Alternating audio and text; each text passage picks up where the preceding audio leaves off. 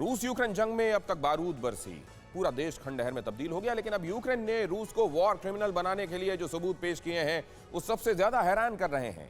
Ukraine के दावे के तहत रूसी फोर्स जंग में अमानवीयता की भी सीमा लांघ गई। अपने लगाए आरोपों को साबित करने के लिए यूक्रेन के डिफेंस डिपार्टमेंट ने बर्बरता के कुछ वीडियोज भी शेयर किए हैं। देखिए वो तमाम वीडियोज और आरोप जो फिलहाल रूस के खिलाफ माहौल बनाने में लगे।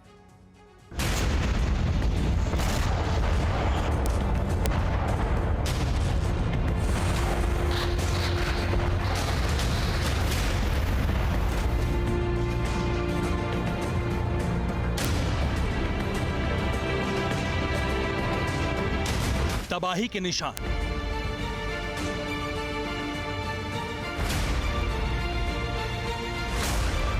बर्बादी की कल्पना का साकार रूप,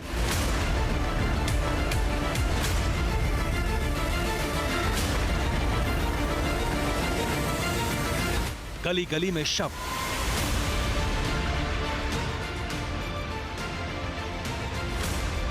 बेगुनाहों के खून से सनी सड़कें,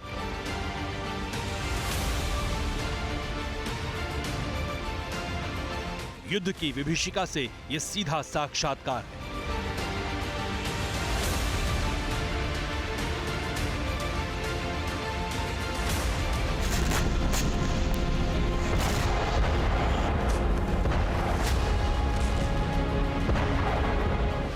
इंसानियत का कत्ल, आंखों के सामने भयानक मंजर, और इन हालातों को देखने के बाद बेइंतहा दर्द और गुस्सा।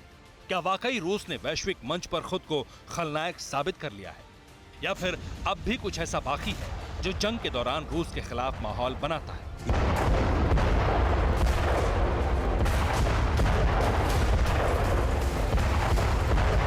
देश के अंदर विध्वंसक जंग में तकरीबन हर कहीं ऐसी ही तस्वीर होती है, लेकिन अतीत से मिले अनुभवों के आधार पर युद्ध के नियमों में बंधी मानवीयता रूह को दहलने से रोकती है।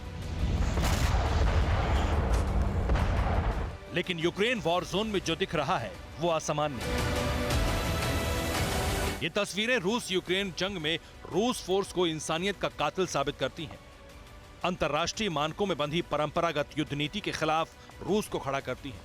इन तस्वीरों को जारी किया है यूक्रेन के अटॉर्नी जनरल ऑफिस के टेलीग्राम अकाउंट पर, और दावा किया जा रहा है कि इस तस्वीर में जो दिख रहा है वो रूसी फोर्स की क्रूरता का सबूत है।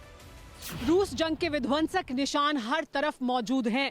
ये मैं कह सकती हूँ साफ तौर पर, जब मैं इस वक्त युद्ध के क्षेत्र में मौजूद हूँ, कि हर तरफ जो मैं इस वक्त देख पा रही हूँ वो युद्ध की विभीषिका है।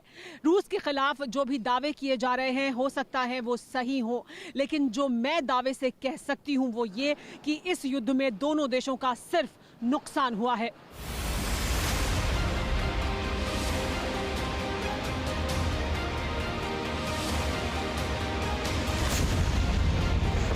अब नुकसान के आकलन का आधार क्या होगा, ये शांति स्थापना के बाद तय होगा। लेकिन यूक्रेन ने रूस के खिलाफ जो दावा किया वो रूस को कटघरे में खड़ा करता है। ये तस्वीर कीव के उपनगर बूचा की बताई जा रही है, जिसे लेकर दावा किया जा रहा है कि रूस ने यूक्रेन के अंदर ही यूक्रेन के सैनिक और आम लोगों को यातना देने के लिए एक टॉर्चर रूम तैयार किया था, जहां युद्ध नियमों के खिलाफ रूसी फोर्स ने यूक्रेन के सैनिकों और आम लोगों पर बर्बरता की। देखिए इस दावे का पूरा विस्तार। यूक्रेन के अटॉर्नी जनरल ऑफिस के मुताबिक कीव के उपनगर बूचा में रूसी फोर्स ने टॉर्चर सेल बनाई थी। यहां बच्चों के अस्पताल के तहखाने में रूसी टॉर्चर सेल पाया गया है। इस टॉर्चर सेल में 5 लोगों के शव थे, जिनके हाथ पैर बंधे हुए थे। तहखाने में मिले शवों की पीठ पर गोलियों के घाव पाए गए हैं। कुछ शवों के घुटनों पर भी गोली लगने के घाव मिले हैं।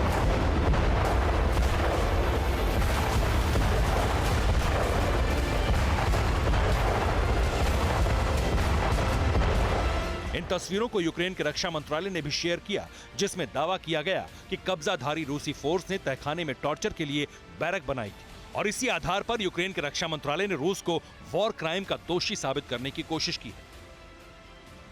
Так, один із епізодів – це коли зайшли на їхнє місце перебування, де вони базувались, де вони жили, де в них був штаб, де вони планували. І я так розумію, там був окремий кабінет для фахівця із Федеральної служби безпеки. Була кімната для допитів, а в сусідній кімнаті, відповідно, 5 замордованих замордованих цивільних осіб, зв'язаних з зв'язаними руками і з простреленими головами.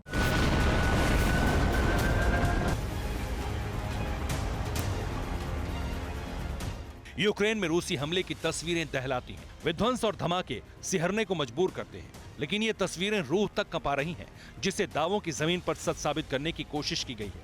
हालांकि दावों की सच्चाई संशय के दायरे में है, इसलिए सीधे तौर पर रूसी फोर्स को वॉर क्राइम का गुनहगार नहीं कहा जा सकता, लेकिन कोशिश पूरी है कि दुनिया इन दावों पर यकीन करे और रूस के खिलाफ बड़ी कार्रवाई हो। अब तक आपने जंग में यूक्रेन के दावे के तहत सिर्फ टॉर्चर रूम देखा, लेकिन टॉर्चर की असली कहानी बाकी है। यूक्रेनी रक्षा मंत्रालय के दावे के मुताबिक रूसी सैनिकों ने एक महिला के साथ सामूहिक बलात्कार भी किया। महिला के शव पर आग में तपाए गए स्वास्तिक का निशान दागा। इसके अलावा यूक्रेनी नागरिकों को टैंक से कुचलने का भी दावा किया गया है। नागरिक और सैनिकों के शवों से जानवरों जैसा व्यवहार करने का भी आरोप लगाया गया है।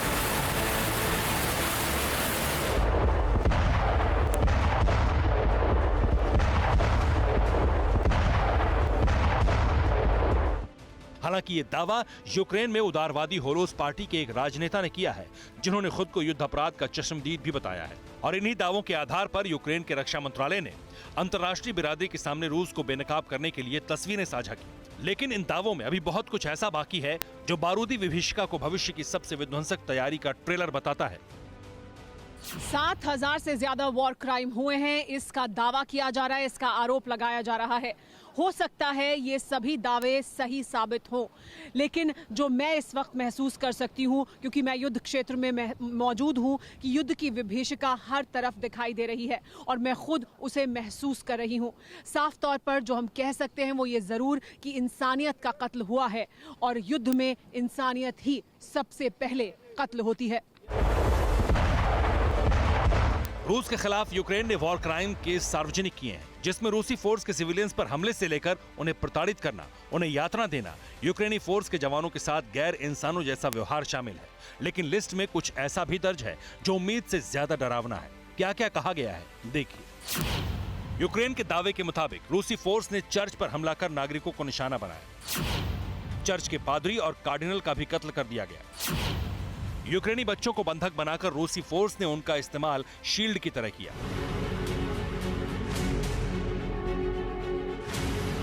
और इन आरोपों की पुष्टि के लिए यूक्रेन के रक्षा मंत्रालय ने यह भी दावा किया कि 7,000 से ज्यादा केस दर्ज करने के बाद जब इरपिन, बूचा और वर्सेल में जांच शुरू हुई, तब हैरान करने वाली तस्वीरें और सामने आईं।